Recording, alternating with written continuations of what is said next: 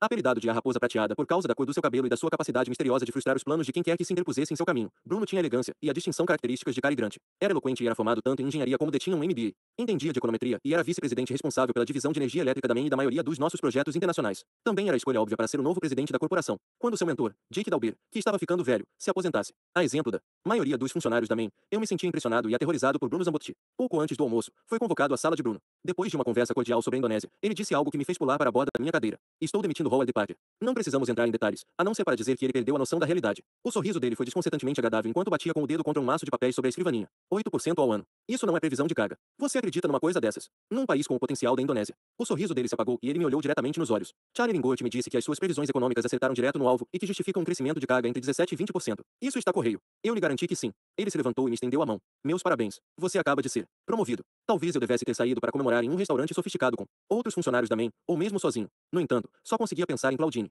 Eu estava ansioso para contar a ela sobre a minha promoção e todas as minhas experiências na Indonésia. Ela me advertira para não lhe telefonar do exterior, e eu obedecera. Agora, eu estava com medo de descobrir que o telefone dela estava desligado, sem outro número para transferência. Saí à procura dela. Um jovem casal mudará-se para o apartamento dela. Era hora do almoço, mas acho que os tirei da cama. Obviamente incomodados, eles afirmaram não saber nada sobre Claudine. Eu fui ao escritório da imobiliária, fingindo ser um pino. Os arquivos deles indicavam que ela não alugara nada com o nome dela. O aluguel anterior estava no nome de um homem que pedirá para permanecer anônimo. De volta ao Prudential Center, o departamento de pessoal da MEN também afirmou não ter registros no nome dela. Eles admitiam apenas a existência de um arquivo sobre consultores especiais, qual eu não tinha autorização de pesquisar. No fim da tarde, eu estava exausto e emocionalmente esgotado. Acima de todo o resto, sentia-me afetado por um forte acesso de jet lag. De volta ao apartamento vazio, senti-me desesperadamente sozinho e abandonado. A minha promoção parecia insignificante ou, pior ainda, um emblema da minha disposição de me vender. Atirei-me na cama, arrasado pelo desespero. Fora usado por Claudine e depois descartado. Determinado a não me entregar à angústia, sufoquei as minhas emoções. Fiquei deitado na cama olhando para as paredes nuas pelo que me pareceram horas. Finalmente, decidi me recompor. Levantei-me, engoli uma cerveja e amassei a latinha vazia sobre a mesa. Depois olhei pela janela. Correndo os olhos pela rua distante, pensei tê-la visto caminhando na minha direção. Corri para a porta e então voltei para a janela para olhar outra vez.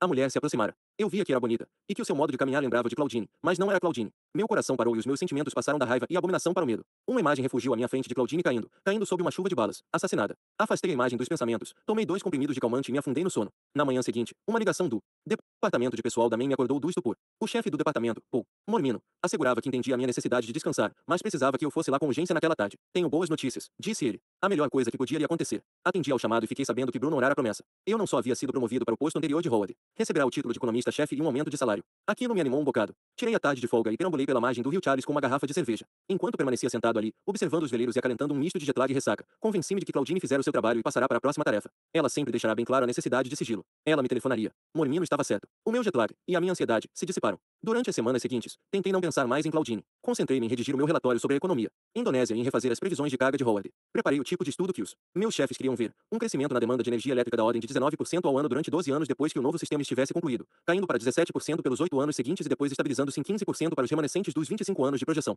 Apresentei as minhas conclusões em reuniões com as agências de empréstimo internacional. As equipes de especialistas dessas agências questionaram-me extensa e implacavelmente. A essa altura, as minhas emoções haviam retornado a um tipo de determinação fria, não diferente daqueles que haviam me levado a ser o melhor em vez de me rebelar durante os dias da escola preparatória. Não obstante, a lembrança de Claudine sempre pairava sobre mim. Quando um agressivo jovem economista interessado em fazer o seu nome no Asian Development Bank interrogou-me incessantemente por toda uma tarde, recordei-me da advertência que Claudine me dera no apartamento dela. MBA com Street naqueles mundos meses antes. Quem é capaz de visualizar 25 anos no futuro, indagara ela. O seu palpite é tão bom quanto o deles. Confiança é tudo. Eu me convenci de que era um especialista, recordando-me de que tinha mais experiência de vida em países em desenvolvimento do que grande parte daqueles homens, alguns deles com o dobro da minha idade, que agora sentavam-se para julgar o meu trabalho. Eu tinha vivido na Amazônia e viajado a 2 regiões de Java que ninguém mais queria conhecer. Fizeram um par de cursos intensivos que visavam ensinar aos executivos os pontos sensíveis da econometria e disse a mim mesmo que fazia parte dos garotos prodígios orientados pelas estatísticas e econometria que agradavam a Robert M. Senamara, o respeitável presidente do Banco Mundial, ex-presidente da Ford Motor Company e secretário de defesa de John Kennedy. Ali estava um homem que construíra sua reputação sobre números, com base na teoria da probabilidade, em modelos matemáticos e, eu suspeitava, nas bravatas de um enorme ego. Tentei imitar, tanto M. Senamara quanto o meu chefe, Bruno. Adotei a maneira de falar que imitava o primeiro, e a maneira de andar arrogante do último, com a pasta executiva balançando ao meu lado.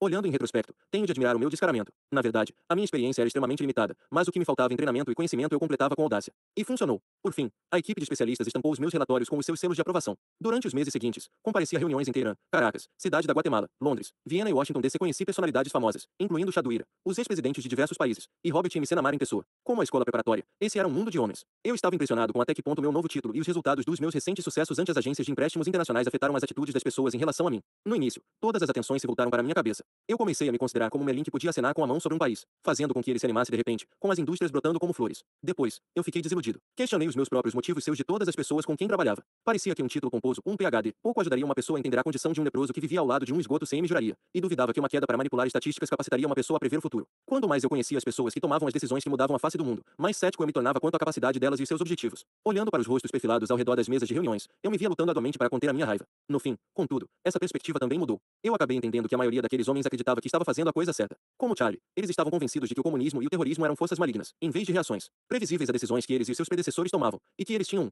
dever perante o seu país, os seus descendentes e perante Deus para converter o mundo ao capitalismo. Eles também se prendiam ao princípio da sobrevivência do mais apto. Se por acaso desfrutavam a boa sorte de ter nascido numa classe privilegiada em vez de numa cabana de papelão, então eles haviam como uma obrigação de transmitir a sua hereditariedade à sua descendência. Eu vacilava entre ver aquelas pessoas como uma verdadeira conspiração e simplesmente considerá-las como uma fraternidade de cavaleiros justos decidida a dominar o mundo. Não obstante, com o tempo comecei a vinculá-los aos grandes fazendeiros de antes da Guerra de Secessão Americana. Eram homens reunidos em torno de uma associação indefinida de crenças comuns e interesses pessoais semelhantes, em vez de um grupo exclusivo reunido clandestinamente às escondidas com intenções sinistras e bem definidas. Os fazendeiros autocratas haviam crescido entre criados e escravos, foram educados para acreditar que era seu direito e até mesmo seu dever cuidar dos pagãos e convertê-los à religião e aos valores dos senhores. Mesmo que a escravidão lhes fosse repugnante filosoficamente, eles podiam, como Thomas Jefferson, justificá-la como uma necessidade, cujo colapso resultaria no caos social e econômico. Os líderes das oligarquias modernas, que eu agora considero como a corporatocracia, parecia se encaixar no mesmo molde. Também comecei a imaginar quem se beneficiava da guerra e da produção em massa de armamentos, com o represamento de rios e a destruição do ambiente e da cultura indígena. Comecei a observar quem se beneficiava quando centenas de milhares de pessoas morriam por falta de alimentos, poluição da água ou doenças curáveis. Aos poucos, comecei a entender que a longo prazo ninguém se beneficiava, mas a curto prazo aqueles que estavam no topo da pirâmide, meus chefes e eu, pareciam se beneficiar, ao menos materialmente. Esse questionamento levantou uma série de perguntas. Por que essa situação persiste? Por que dura por tanto tempo? Será que a resposta reside simplesmente no velho ditado segundo o qual o poder fala mais alto, que os que tinham o poder perpetuavam o sistema? Parecia insuficiente dizer que somente o poder permite que essa situação persista. Embora a proposição de que o poder fala mais alto explica uma boa parte da questão, eu sentia que devia haver uma força mais imperiosa em atuação no caso. Lembrei-me de um professor de economia de meus tempos de faculdade de administração, um homem do norte da Índia, que proferia conferências sobre recursos limitados, sobre a necessidade humana de crescer continuamente sobre o princípio do trabalho escravo. De acordo com esse professor, todos os sistemas capitalistas bem-sucedidos envolvem hierarquias com cadeias de comando rígidas, incluindo umas poucas pessoas, que do alto controlam as ordens decrescentes de subordinado, e um exército enorme de trabalhadores na base, que em termos econômicos relativos na verdade podem ser caracterizados como escravos. Em última análise, então, eu me convenci de que encorajamos esse sistema porque a corporatocracia nos convenceu de que Deus nos deu o direito de colocar algumas poucas pessoas nossas no topo dessa pirâmide capitalista e a exportar o nosso sistema para o mundo inteiro. É claro que não somos os primeiros a fazer isso. A lista de praticantes remonta até os antigos impérios do norte da África, do Oriente Médio e da Ásia, e se expandiu para a Pérsia, Grécia, Roma e as cruzadas cristãs e todos os imperialistas europeus do período pré-colombiano. Essa tendência imperialista foi e continua sendo a causa da maioria das guerras, da poluição, da fome, da extinção das espécies e dos genocídios. E sempre cobrou um grande preço da consciência e do bem-estar dos cidadãos desses impérios, contribuindo para os malefícios sociais e resultando numa situação em que as culturas mais ricas da história humana são devastadas com os mais elevados índices de suicídio, uso de drogas e violência.